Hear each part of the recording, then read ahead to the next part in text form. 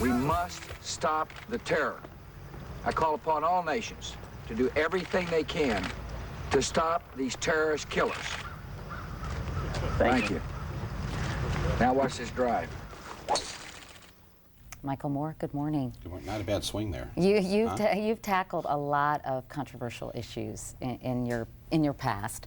Obviously, corporate greed with Roger and Me, Bowling for Columbine, gun control or lack thereof in this country. What made you want to take on politics in this election year? Well, like a lot of Americans, I just have not understood why for 4 years we've been presented with one basic view of this administration, and we haven't heard the other side of the story. We haven't seen the truth, at least what I think is the truth.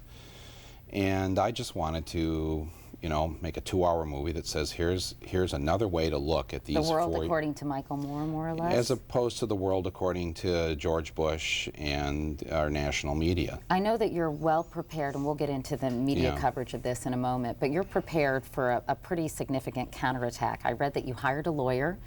And basically, they had 3 lawyers, and the head, somebody who was the head of Democratic Opposition Research, or OPPO Research.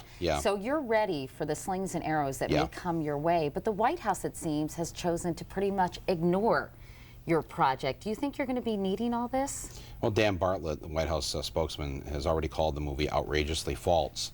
But when asked if you've seen it, he said no.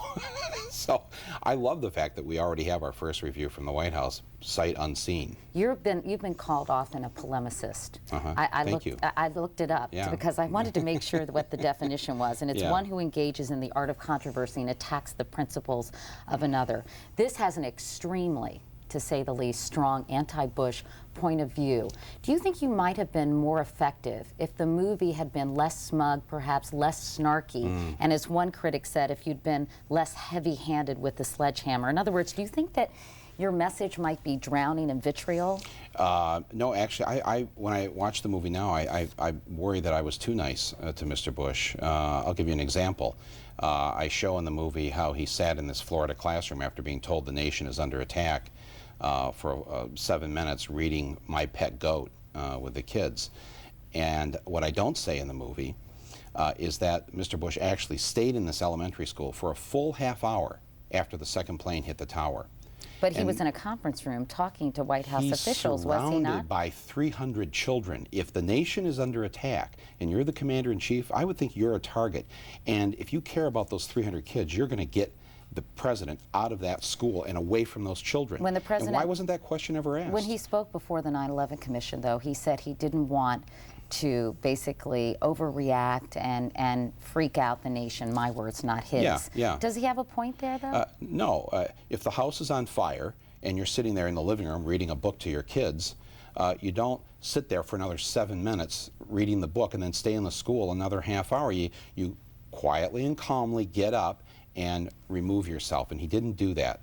You use images of Iraq before the invasion, and if I recall, you have pictures of film of children playing in playgrounds. You sort of hear the sounds of children laughing. Yeah. You have people eating in outdoor cafes, but even people, Michael, who are vehemently opposed to the war would tell you Saddam Hussein was a tyrannical despot who killed people for absolutely no reason, a murderer. And wouldn't your movie have been better balanced if you had at least included some about Saddam Hussein's own reputation? You guys did such a good job of telling us how tyrannical and horrible he was. You already did that. The question really should be posed to NBC News and all the other news agencies. Why didn't you show us that the people that we're going to bomb in a few days are these people, human beings who are living normal lives, kids flying kites, people just trying to get by in their daily existence? And as the New York Times pointed out last week, out of the 50 airstrikes in those initial days, we were 0 for 50 hitting the target. We killed civilians, and we don't know how many thousands of civilians that we killed. And nobody covered that. And so for 2 hours, I'm going to cover it. I'm going to, out of 4 years of all this propaganda, I'm going to give you 2 hours that says, here's the other side of the story. In fact, you were highly critical of the media. What do you think was at work there? Why do you believe that the media wasn't more questioning when it came to the build-up to war. Frankly, many of us did try to ask cogent, appropriate, insightful questions. But in general, what do you think was at work there? Look, to be fair, we're all Americans, and so you wanted to be supportive of the troops, and nobody wanted everyone wanted to come back alive. But that's a question that really you have to ask the people here at NBC News and the other agencies. Why didn't you ask harder questions? Why do you demand the evidence? You know, when I was a little kid, I remember President Kennedy going on national television and with large photographs with a pointer showing us, well, didn't Colin Powell do that before the United Nations? No, he didn't. That's my point. He went to the United Nations with cartoon drawings, with computer graphics. Do you remember the mobile labs and all this? They were all, looked like a 7th grade computer class did them. And then they had like Weren't they satellite photos? No, they had 2 photos then of like a couple of, you know, cinder block buildings.